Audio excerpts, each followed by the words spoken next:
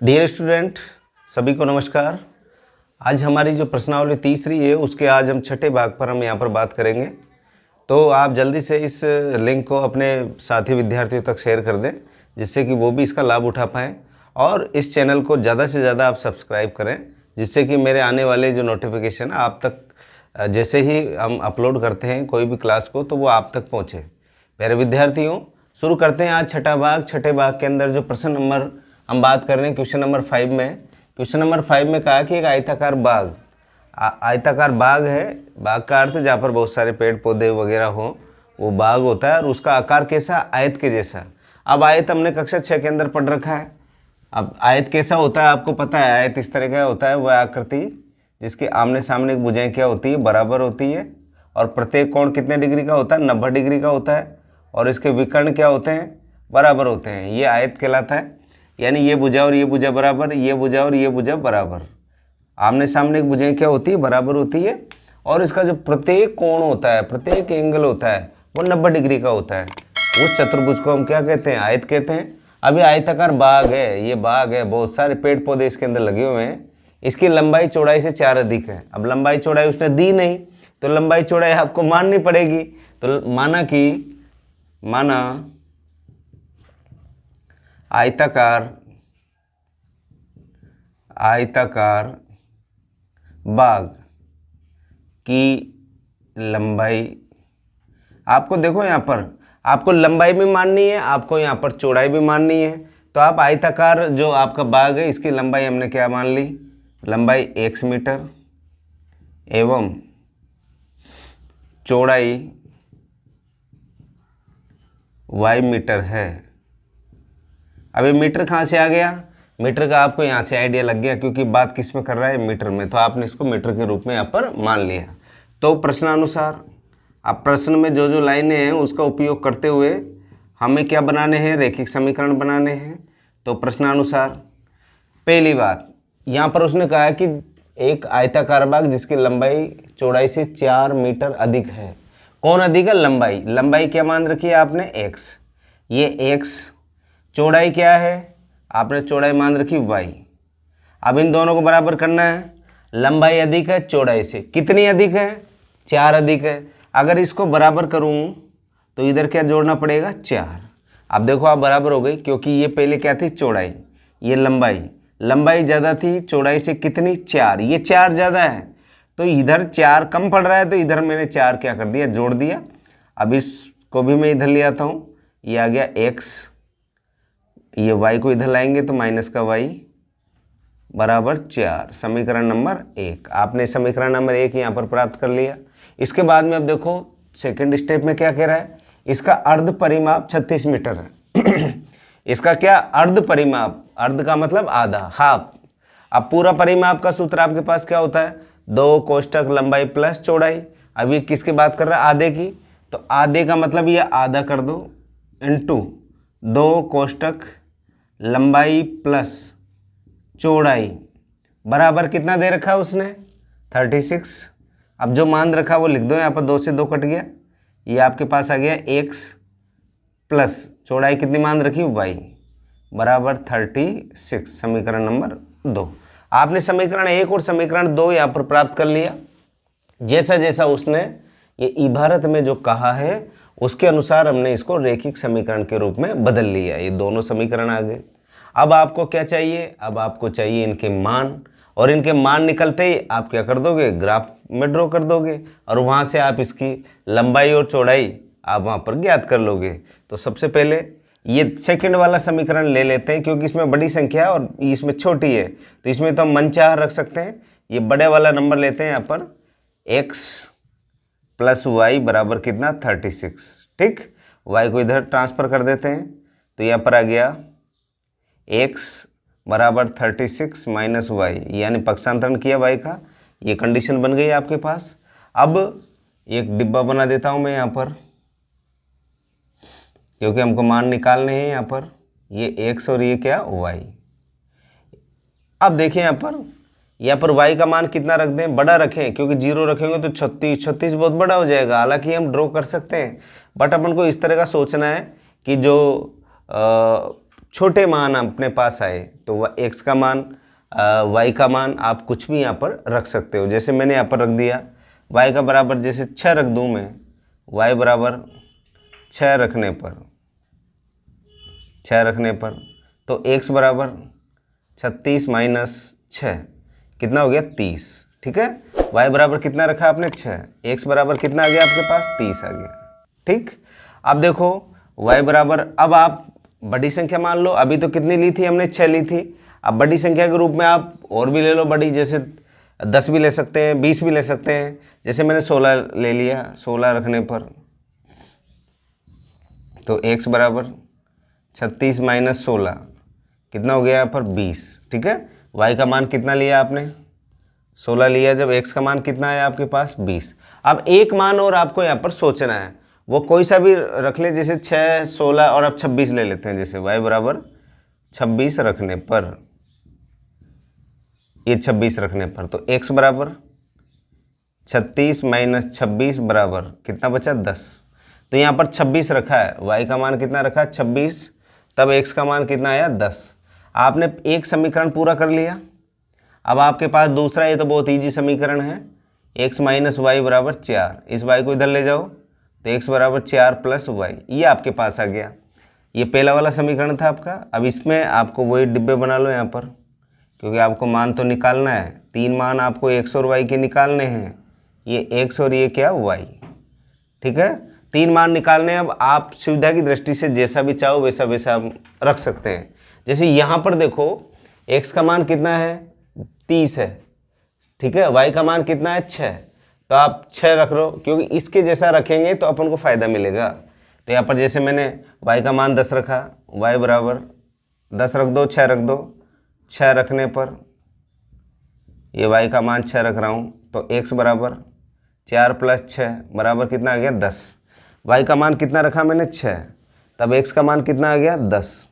अब देखो यहाँ पर y का मान कितना रख रखा 16, तो यहाँ पर भी 16 रख देते हैं। y बराबर 16 रखने पर तो x बराबर 4 प्लस 16, 16 और 4 कितना हो गया 20। ठीक है, यहाँ पर 6 और 10 पहले लिख ही दिया था आपने।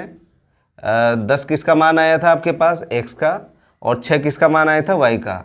अब x बराबर y बराबर कितना है 16, तब x बराबर कितना है 20। अब एक और रख दो, 26 रख देते हैं। लो y बराबर कितना रखने पर 26 रखने पर। ये मैं इसलिए रख रहा हूँ क्योंकि आपको सुविधा रहेगी। आप ऐसा नहीं है कि मैंने जो नकल मारी है 6, 16, 26, तो आप भी ये रखें, आप कुछ भी रख सकते हो मान। बस इतना सा थोड़ा फ़ायदा क्यों कैसे मिलेगा वो भी हम ग्राफ बनाएंगे जब पता लगेगा आपको। तो यहाँ पर आ गया x बराबर 4 प्लस 26, 26 और 4 कितना हो गया 30 हो गए। तो आपने y बराबर कितना रखा 26, तब x बराबर कितना आ गया आपके पास 30 आ गया। आपने मान निकाल लिए। अब आप देखो इन दोनों में कॉमन आ रहा है ये वाला, तो आप समझ गए सर उत्तर भी यही होगा। x क्या मान रखा हमने, बाग की लंबाई मान रखी है, तो लंबाई तो आ गई 20 मीटर। और y का मान क्या मान रखा है, y चौड़ाई मान रखी है, तो y कितनी है यहाँ पर 16, क्योंकि यहाँ पर भी 16 यहाँ पर भी 16, ये डिब्बा कॉमन मिल गया, यही इसका आंसर होने वाला है। अब शुरू करते हैं इसका आलेख। अब आलेख देखो इसका, जिसको हम ग्राफ बोलते हैं, आलेख बना रहे हैं। आलेख से ही आपको क्या निकालना है, इसका आंसर निकालना है। अब देखिए यहाँ पर आपके पास माइनस के फिगर नहीं है, तो माइनस का डैश वाला x डैश और y डैश पे आपको काम करना नहीं है। तो आप ग्राफ को बीचों बीच नहीं बना के आप बिल्कुल साइड में बना ले, इसे बिल्कुल साइड में ले लिया। इधर इतना सा गैप हो, इधर इतना बड़ा गैप हो गया। इसी तरह आप नीचे भी गैप छोड़ा, बहुत छोटा छोड़ें। ये x डैश, ये y और ये y डैश। मैंने छोटे इसलिए छोड़े हैं क्योंकि y का है ही नहीं यहाँ पर। अब यहाँ पर देखो कितना देर का 30 तक है, 30 तक है, तो अपने पास 15 कॉलम आराम से यहाँ पर बन जाएंगे। तो आप 15 कॉलम के लिए एक बड़ा खाना 1 इकाई नहीं मांगकर कितनी इकाई मानेंगे 2, क्योंकि 30 तक जा रहा है। बड़े से बड़ा कितना है इसमें 30, तो यहाँ पर हम कोने पे लिख देते हैं पैमाना x व y अक्ष पर एक बड़ा खाना बराबर 2 इकाई। ऐसा नहीं है कि आपके गुरुजी जब विद्यालय में पढ़ाएं तो वहाँ पर वो 2 इकाई की जगह 5 इकाई मान ले, 4 इकाई मान ले, 3 इकाई, आप स्वतंत्र हो, स्वतंत्र हो। मैंने 2 इसलिए माना क्योंकि सुविधा की दृष्टि से ठीक रहता है, ठीक है, सम संख्या, क्योंकि बीच में एक जो 5 वाली लाइन होती है वहाँ पर हम बीच वाले अंक को आराम से प्रदर्शित वहाँ पर कर सकते हैं। तो यहाँ पर ये मूल बिंदु हो गया आपके पास 0, ये इधर -2 -4, नीचे -2 -4, इतना ही लिखा क्योंकि है नहीं माइनस की फिगर यहाँ पर। ये आ गया 2 4 6 8 10 12 14 16 18 20 22 24 26 28 और ये कितना 30 तक चाहिए था हमको। इसी तरह भी आपको y की वैल्यू भी कहाँ तक चाहिए, 26 तक चाहिए, तो y की वैल्यू 26 तक ले लो। 2 4 6 8 10 12 14 16 18 20 22 24 26 ले लिया आपने। अब सबसे पहले ये वाला ब्रैकेट ले लेते हैं, x का मान 30 और y का 6, ये तो रहा 6, ये 6 की सिद्ध में और ये रहा 30, ठीक है। यहाँ पर हमने गोला लगा लिया, पहला प्राप्त किया हमने।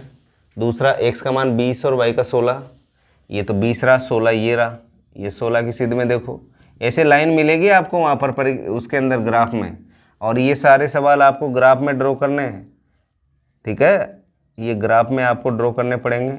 यहाँ पर ये बिंदु लगा दो आप। दूसरा तीसरा देखो 10 और 26, ये तो रहा 10 और 26 ये रहा, ये 26 की लाइन जाएगी सीधी इस तरीके से, और ये 10 की लाइन आएगी, ये 10 वाली लाइन, ठीक है, ये ऊपर तक जाएगी जिस जगह दोनों लाइनें क्रॉस होती हैं वहाँ पर, ठीक है।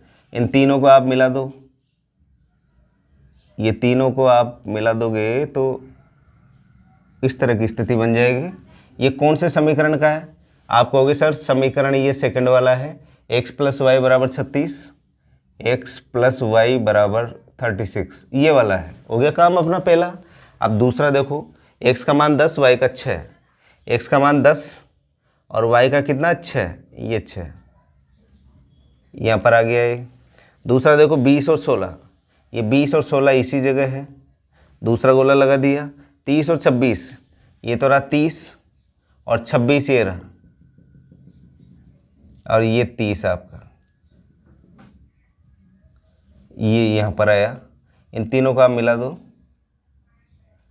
एक लाइन में मिलेंगे। कहीं भी आप अगर ये टेढ़े मेढ़े नजर आए तो आप समझ जाना कि हमारा जो प्रश्न किया है हमने बिल्कुल गलत किया है। और कौन से समीकरण का है ये, आप यहाँ पर समीकरण लिख दो, x - y बराबर कितना 4। अब देखिए यहाँ पर ये दोनों रेखाएं एक दूसरे को प्रतिच्छेद कर रही है, तो जब दोनों रेखाएं एक दूसरे को प्रतिच्छेद करती है तो इसका अद्वितीय हल होता है। अद्वितीय का मतलब एक ही मान निकलता है, तो इस बिंदु को हमने P मान लिया। इस P पर x का मान कितना है, आप कहोगे सर 20 है, और y का मान कितना है 16 है। तो यहाँ पर लिखेंगे अतः आयताकार बाग की लंबाई x मानी थी आपने, x बराबर कितनी आ गई 20 मीटर, और चौड़ाई y मानी थी आपने, कितनी आ गई y बराबर, यहाँ पर y बराबर आ गई 16 मीटर। तो ये क्या आ गया, इसका आंसर आ गया। देखिए बहुत इजी प्रश्न है, कहीं कोई प्रश्न में हेरफेर नहीं है। थोड़ा सा मैंने क्या किया, ये 36 था, बड़ा नंबर आना था, तो इसको पहले हल कर लिया, और इसकी हेल्प लेकर मैंने y का 6 16 26 माना था, मैंने यहाँ पर y का भी 6 16 26 मान लिया। क्यों? क्योंकि जहाँ पर भी मिसिंग होगी, यानी जो दोनों जो आपके जो ब्रैकेट में जो दो संख्याएं बराबर आनी है वो आपको मिल जाएगी वहाँ पर। इस तरह का सोच के आपको सवाल को करना है। ऐसा नहीं मैंने 6 16 26 माना तो आप यही माने, आप 10 20 30 मान सकते हो, आप 5 10 15 मान सकते हो, आपको छूट है। और आप बिल्कुल ये माने कि जैसे मैंने जो माना आप ये मान के नहीं करें, आप दूसरा माने। रटना नहीं है, गणित रटने पे नहीं चलती है, गणित 100% समझने पे चलती है। अगर आपकी ये थ्योरी बिल्कुल अच्छे से समझ आ गई, कोई सा भी ग्राफ का सवाल हो, क्योंकि हमको नई काम नहीं कर रहे हैं यहाँ पर। ये कक्षा 9 के अंदर भी हमने खूब अच्छे से ग्राफ तैयार किए हैं और कक्षा 10 के अंदर भी हम ग्राफ तैयार कर रहे हैं। संभवतः जो ग्राफ वाली प्रश्नावली के अंतिम प्रश्न ही चल रहे हैं, फिर दूसरा पैटर्न आ जाएगा प्रतिस्थापन विलोपन, वो विधि पर बात करेंगे, ब्रजगुणन विधि। तो ये विधि का सवाल इस तरीके से होना है, आप इसकी प्रैक्टिस करें। अब बढ़ते हैं अगले प्रश्न की ओर। इस प्रश्न में देखिए प्यारे विद्यार्थियों, प्रश्न बहुत सीधा प्रश्न है, आपको बस सोच के सीधा सीधा उत्तर लिखना है इस पे, ये ध्यान रखें। यहाँ पर दे रखा है आपको रेखिक समीकरण लीनियर इक्वेशन 2x + 3y - 8 = 0। ये आपको एक लीनियर इक्वेशन दे रखी है 2x + 3y - 8। तो जो आपको दो वेरिएबल दे रखे हैं, यानी दो चर दे रखे हैं, मैं एक ऐसी और रेखिक समीकरण आपको लिखनी है। कौन सी लिखनी है? जिसमें तीनों कंडीशनें हो। अलग अलग पूछा उसने, तो सबसे पहला आपको लेना है यहाँ पर फर्स्ट, यानी आंसर फर्स्ट की बात कर रहे हैं, हल की। हल, ये आंसर नहीं लिखे यहाँ पर, हल लिखें, हल फर्स्ट। हल फर्स्ट के अंदर देखिए प्रतिच्छेद करती रेखाएं, जब दो रेखाएं एक दूसरे को प्रतिच्छेद करती है तो स्थिति कैसी बनती है? A1/A2 बराबर नहीं है B1/B2 के। ये मैंने आपको बता रखी है, जब दोनों रेखाएं एक दूसरे को क्या करेगी? प्रतिच्छेद करेगी। A1 और B1 का मान आपको पता है, A1 का मान कितना? 2 और B1 का मान कितना? 3। तो अब यहाँ पर ये अलग अलग समीकरण बन जाए, तो इसके लिए जैसे आप कोई भी संख्या मान सकते हो। जैसे यहाँ पर A1 का मान तो 2 है, A2 का मान कितना है? 3, और C से कोई लेना देना ही नहीं है, कुछ भी मान सकते हो आप। तो यहाँ पर आप दूसरा समीकरण जो मानोगे, जैसे 2x + 3y - 8, तो ये है ही, तो इसको भी मैं रिपीट कर रहा हूँ, 2x + 3y - 8 = 0। ये तो आपको दिया हुआ है, दूसरा समीकरण लिखना है आपको। तो यहाँ पर अब मान ले बराबर करना ही नहीं है हमको, क्योंकि बराबर नहीं है।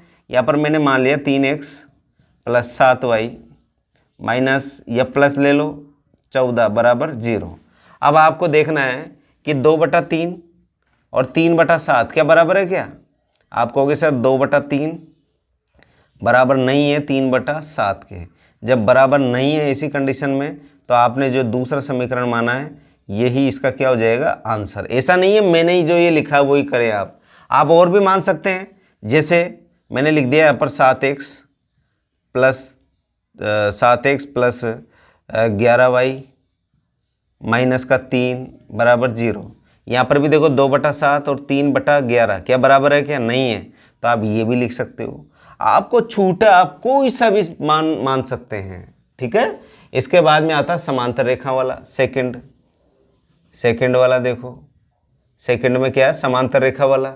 अब सर समांतर रेखा में क्या कंडीशन बनती है? A1/A2 बराबर B1/B2 बराबर नहीं है C1/C2 के।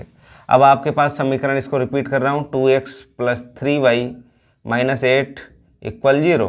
अब देखें यहाँ पर A1 आपको पता है 2, 3 और C1 8। आपको A2 और B2 इनके दोनों के अनुपात क्या होने चाहिए? बराबर होने चाहिए। जैसे मैंने लिख दिया यहाँ पर 4x + 6y - 11 बराबर 0। ये 1 नंबर और ये 2 नंबर, ये 2 मैंने खुद मान लिया हमने। तो ये कितना हो जाएगा? 2/4। ये कितना हो गया? 3/6। ये कितना हो गया? -8 बटा -11। अब देखिए इसको हल कर लेंगे अपन, तो हल करेंगे तो ये आ जाएगा 1/2। ये कितना आ जाएगा? 1/2। तो ये तो दोनों बराबर है, माइनस माइनस प्लस, तो ये आ गया 8/11। क्या बराबर है क्या? नहीं है। तो कंडीशन आपको प्राप्त हो गई। तो ये जो आपने सेकंड नंबर का जो ये माना है, ये बिल्कुल सही है। और भी मान सकते हो, जैसे यहाँ पर 2/4 की जगह 6 मान लो, यहाँ पर कितना 9 मान लो। तो इस तरीके से आपको यहाँ पर मानना है, यानी आपको सोचना है इस कौन सी कंडीशन पे? समांतर रेखा वाली पे। अब आती है संपाती रेखा। संपाती रेखा में तीसरी कंडीशन मैंने आपको बताई थी। तीसरी कंडीशन क्या थी? A1/A2 बराबर B1/B2 बराबर C1/C2। ये कंडीशन हो आपके पास। पहला जो इक्वेशन आपको दे रखी है उसको मैं लिख रहा हूँ यहाँ पर 2x + 3y - 8 बराबर 0। सॉरी। अब देखिए ये बराबर चाहिए आपको तीनों। तो इसके लिए क्या कर लेते हैं? जैसे मैंने लिख दिया 4x + 6y - 16 बराबर 0। अब देखो बराबर कैसे हुआ ये 2/4, ये A1 A2 B1 B2, ये आ गया 3/6। C1 C2 माइनस का 8 माइनस का 16, ये माइनस माइनस प्लस, 2 एकम 2, 2 दूने 4, 3 एकम 3, 3 दूने 6, 8 एकम 8, 8 दूने 16। तो ये तीनों क्या हो गए, बराबर हो गए। तो आपने जो ये माना है ये इसका राइट आंसर है। ऐसा नहीं है कि मैंने जो माना है वही आप माने, आप और भी मान सकते हो। जैसे मैंने यहाँ पर मान लिया, एक एग्जांपल दे रहा हूँ सर कैसे मान सकते हो और अपनी इच्छा से। जैसे आपके पास समीकरण दे रखा है 2x + 3y - 8 = 0। अब आपको दूसरा मानना है। अब सबको 4 4 से गुणा कर दो, 4 दूना 8, 8x, 3 चौक 12y, 8 चौक 32 = 0। अब देखो 2/8, 3/12, -8 बटा माइनस का 32, 2 एकम 2, 2 चौक 8, 3 एकम 3, 3 चौक 12, ये माइनस माइनस से प्लस, 8 एकम 8, 8 चौक 32 बराबर आ गए। तो जो ये सेकंड वाला माना है इसका भी ये उत्तर हो जाएगा। यानी इसमें बहुत सारे समीकरण आप बना सकते हो। ऐसा नहीं है कि मैंने जो ये जो समीकरण बनाए ये वाला माना, ये वाला माना, यही मैं मानूँ। नो, आप अपने जो मस्तिष्क है इसमें सोचें कि सर ने यहाँ पर 3 कंडीशनें बताई थी कि A1/A2 is not equal to B1/B2। तो A1 और आपका B1 के नीचे अपॉन में A2 और B2 जब रखेंगे, A2 और B2 अगर रखेंगे तो ये क्या होना चाहिए, बराबर नहीं होना चाहिए, तब ये आप समीकरण मान सकते हैं। इसी तरह आपको समांतर रेखा के लिए बताया था A1/A2 बराबर B1/B2 बराबर नहीं है C1/C2। तो ये बताया था इस वाली कंडीशन होनी चाहिए। और समपाती रेखाएं यानी एक रेखा दूसरी रेखा के ऊपर हो, बिल्कुल रखी हुई, तो जैसे उसके लिए क्या होगा, A1/A2 बराबर B1/B2 बराबर C1/C2। देन आप कोई से भी मान यहाँ पर मान सकते हैं। अब इसका इस प्रश्नमाला 3.2 का लास्ट सवाल है, 7वां, उस पर बात करते हैं। 7वां क्वेश्चन, और संभवतः क्या है ही इस प्रश्नावली का लास्ट प्रश्न है, और विधि वही है जैसा हम 3.1 में किए, 3.2 में जो सवाल हल किया है। देखिए यहाँ पर सवाल कह रहा है कि समीकरण x - y + 1 = 0 और 3x + 2y - 12 = 0 का ग्राफ खींचिए। अब ग्राफ खींचना, आगे की कहानी बाद में पढ़ेंगे, आपको ग्राफ खींचना है। तो यहाँ पर 2 समीकरण है आपके पास, ये आ गया x - y + 1 = 0, और दूसरा समीकरण है 3x + 2y - 12 = 0। ये दोनों समीकरण हैं, इन दोनों के आपको मान निकालने हैं। वो यहाँ पर डिब्बा बना लेता हूँ मैं, क्योंकि मान आपको निकालना पड़ेगा x और y का। ये x और ये y, ये लो 3 मान निकालने हैं। ये हल शुरू कर ही दिया हमने। लो ये y और 1 को इधर ट्रांसफ़र कर देते हैं, पक्षांतरण कर देते हैं। तो x बराबर हो गया, ये y इधर गया तो प्लस का y, और 1 किसका हो गया, माइनस का, क्योंकि इसको जब पक्षांतरण करके इधर भेजेंगे तो प्लस का y, और ये 1 इधर जाएगा तो माइनस का 1। अब आपको सोचना है कि y का मान हम क्या क्या सोचें। तो जैसे भी आप y का मान सोचोगे तो आप आंसर यहाँ पर प्राप्त करते चले जाओगे। क्यों? क्योंकि आपको सोचना है कि क्या रखें। तो यहाँ पर रख दो, जैसे y का मान 0 ही रख दो, y बराबर 0 रखने पर तो x बराबर 0 - 1, तो कितना आ गया, -1। तो यहाँ पर देखो y बराबर कितना रखा था आपने, 0, तब x का मान कितना आ गया, -1 आ गया। अब y का मान 1 रख दो, 2 रख दो, 3 रख दो। जैसे मैंने रखा y बराबर जैसे 3 रख दिया, 3 रखने पर तो x बराबर 3 - 1 कितना आ गया, 2। अब y बराबर क्या माना मैंने अभी y बराबर 3 माना है, तब x का मान कितना आया, 2 आया। अब आप y का मान कुछ भी मान ले, मेरी नकल नहीं करे, कुछ भी मान ले। 3 माना, भैया बोल रहा है एक, अभी देख पा रहा हूँ कि सर आपने 3 क्यों माना, 1 भी मान सकते हैं, 1 मान लो भाई, ये लो 1। तो x बराबर 1 - 1, 1 में से 1 गया तो 0। y का मान 1 माना तो x का मान कितना हो गया, यहाँ पर 0 आ गया। तो आप इस तरीके से यहाँ पर ये मान हमने यहाँ पर मान लिए। अब इस पर देखो, यहाँ पर क्या करते हैं हम कि जो संख्या है इस संख्या को हम पक्षांतरण करके और हल करेंगे। तो यहाँ पर देखो ये 3x तो इधर है ही, ये 12 को इधर भेजेंगे तो प्लस का 12, ये माइनस का 2y, 3 चले गए बटे में, तो x बराबर 12 - 2y बटा 3।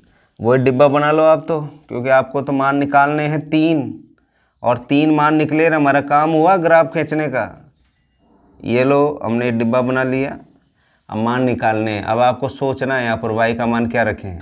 y का मान अगर 0 रखेंगे, 2 को 0 से गुणा किया 0, 12 में 0 जोड़ा तो 12, 12 में 3 का भाग आसानी से जा रहा है, तो यहाँ पर y बराबर क्या रख दें, 0 रखने पर y बराबर 0 रख देते हैं, तो x बराबर 12 माइनस 2 इंटू 0 बटा 3, तो यह आ गया 12/3, 12 में 3 का भाग दिया तो 3 चौक 12, y बराबर 0 रखा तब x का मान कितना आ गया, 4 आ गया आपके पास।